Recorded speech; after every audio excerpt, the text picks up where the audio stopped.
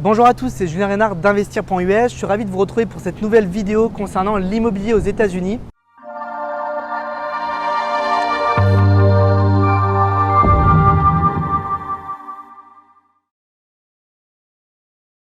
Alors aujourd'hui, je vais vous donner des clés sur un marché, je pense, qui va intéresser beaucoup de monde. C'est sous les palmiers, c'est où je me trouve, en Floride. Je vais vous donner quelques clés pour savoir quels sont les meilleurs marchés et où investir en Floride. Allez, c'est parti!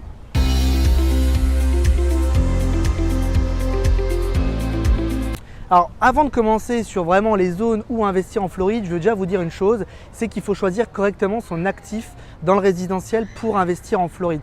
Il y a beaucoup de condos. Les condos, vous savez, ce sont des appartements dans des immeubles de luxe. Vous avez beaucoup de services pour les locataires. De mon point de vue, ce sont de très mauvaises affaires et je me détourne complètement en tant qu'investisseur de ce type d'actifs, puisque vous avez généralement beaucoup de charges. Vous avez également des incertitudes parce que vous êtes soumis aux lois de l'association du building qui peut parfois vous mettre des frais supplémentaires. Donc à prendre avec des pincettes. La plupart des condos en plus sont peu intéressants en termes de rentabilité à cause de ces charges. Certains permettent de faire du Airbnb et de la location court terme, mais c'est très rare, notamment à Miami, il n'y a vraiment que quelques buildings qui le permettent. Donc à mon sens, ce n'est pas très intéressant. Mon objectif, moi aujourd'hui, c'est vraiment de me focaliser sur de la maison individuelle et des petits multifamilies comme des duplex qui sont à mon sens aujourd'hui les meilleurs actifs. D'une part parce qu'on est en pleine période de pandémie et aujourd'hui les gens recherchent tous d'avoir un espace personnel et fuient beaucoup la multi-propriété, les immeubles parce qu'il y a plus d'espace où on est en contact avec les gens. La deuxième chose, ce sont les multifamilies petits comme le duplex ou les maisons individuelles. Ce sont de bons actifs pour stabiliser un locataire puisque ce sont souvent des biens qui se destinent à des familles. Donc ce sont des bons biens en rentabilité parce que vous avez moins de charges, des biens où vous pourrez potentiellement mieux stabiliser vos locataires et puis surtout et enfin, ce sont des biens qui s'apprécient beaucoup et de manière très stable. Donc c'est vraiment là-dessus que je vous recommande d'investir.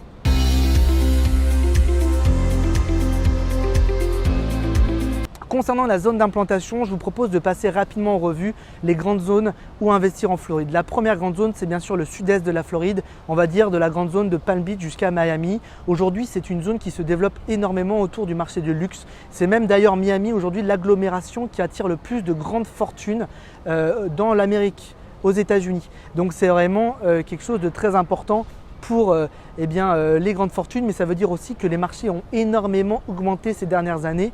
C'est également le cas parce qu'il y a beaucoup de New-Yorkais et de gens du nord-est des États-Unis qui se sont réimplantés en Floride et qui arrivent avec beaucoup d'argent, donc qui achètent des biens chers, qui font monter les prix.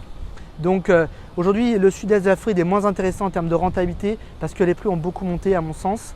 La deuxième zone à revoir, c'est bien sûr Orlando qui s'est beaucoup développé et donc tout le centre de la Floride qui s'est beaucoup développé ces dernières années. Aujourd'hui, malgré tout, je mets un petit bémol parce qu'on est quand même sur une zone qui est très soumise au tourisme international, tout comme Miami aussi, on vient de l'évoquer.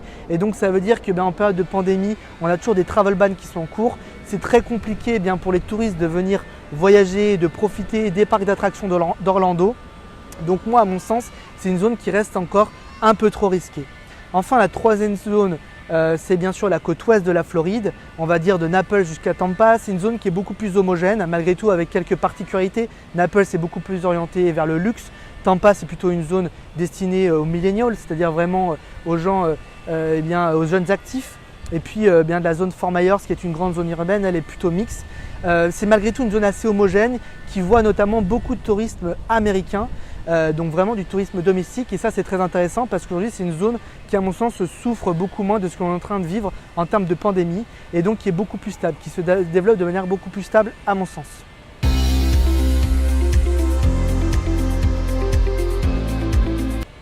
Ça me permet du coup d'enchaîner sur la dernière partie et de vous expliquer le choix que j'ai fait moi aujourd'hui personnellement en tant qu'investisseur immobilier et le choix que je propose aux investisseurs francophones qui souhaitent développer un portefeuille de biens aux États-Unis. C'est la zone de la côte ouest et particulièrement un petit comté qui s'appelle le Charlotte County avec sa ville principale qui est Port Charlotte. C'est une zone aujourd'hui qui se développe énormément, qui est une des dernières côtes à construire Pour vous donner un exemple, le petit aéroport local en 2010 voyait 150 000 passagers chaque année atterrir. En 2020, c'est plus de 1 800 000 passagers qui atterrissent. Autant vous dire que l'aéroport est en train d'énormément se développer. Il y a également très peu d'inventaire là-bas. Donc le gros du marché, c'est de la construction de maisons nouvelles. Donc ça, c'est quelque chose vraiment à prendre en considération. L'intérêt, c'est que bien sûr aussi les produits sont tout neufs, donc avec peu de maintenance dans le futur. C'est également une clientèle historiquement plutôt de pré-retraités et de retraités, donc une clientèle plutôt fortunée de la classe moyenne américaine qui vient historiquement plutôt des États du Nord. Ce sont plutôt des gens qui viennent se faire construire une maison ou qui viennent louer une maison pour leurs vieux jours et qui viennent des États de l'Indiana, de l'Illinois, de l'Ohio ou du Michigan. Donc une très bonne clientèle en tant que locataire, mais également une clientèle qui est rejointe par de nouveaux locataires, de nouveaux résidents qui sont en train clairement de faire monter les prix sur la zone de Port-Charlotte, qui sont des gens qui travaillent maintenant en home office, qui sont des gens actifs, qui viennent de zones beaucoup plus riches comme les zones de Californie ou encore une fois de Nouvelle-Angleterre, donc de New York naturellement, qui ont un pouvoir d'achat beaucoup plus important, qui se font construire de maisons beaucoup plus grosses, beaucoup plus luxueuses, ce qui contribue clairement à faire monter le marché. Depuis 5 ans, le marché à Port-Charlotte a pris au moins 10% par an en valeur. On attend cette année, en 2020, au moins 20% d'augmentation. En 2021, pardon. 20% d'augmentation, ce qui est quand même considérable. Pour conclure, vous avez compris qu'aujourd'hui, je m'oriente majoritairement sur Port-Charlotte pour des enjeux de rentabilité et de stabilité. C'est un très bon mix. En plus, on a la possibilité d'acquérir des biens dans le neuf, donc ce qui permet aux investisseurs d'être tranquilles pendant des années puisque tout est neuf sur les constructions, d'avoir aussi des assurances qui sont diminuées parce que bien sûr ça a un intérêt et d'obtenir facilement des emprunts et donc d'avoir un effet de levier qui est tout simplement incroyable. Si vous avez un projet d'investissement immobilier aux États-Unis, particulièrement en Floride, et que la côte ouest et notamment Port-Charlotte vous intéresse, bien sûr contactez-nous. Une seule adresse, contact@investir.us, ou directement dans cette description vous allez avoir un lien. Vous avez juste à cliquer et nous soumettre votre projet d'implantation ou d'investissement. Bien sûr, si vous avez liké la vidéo, n'hésitez pas à vous abonner, n'hésitez pas à partager également. Je vous dis à bientôt, bye bye.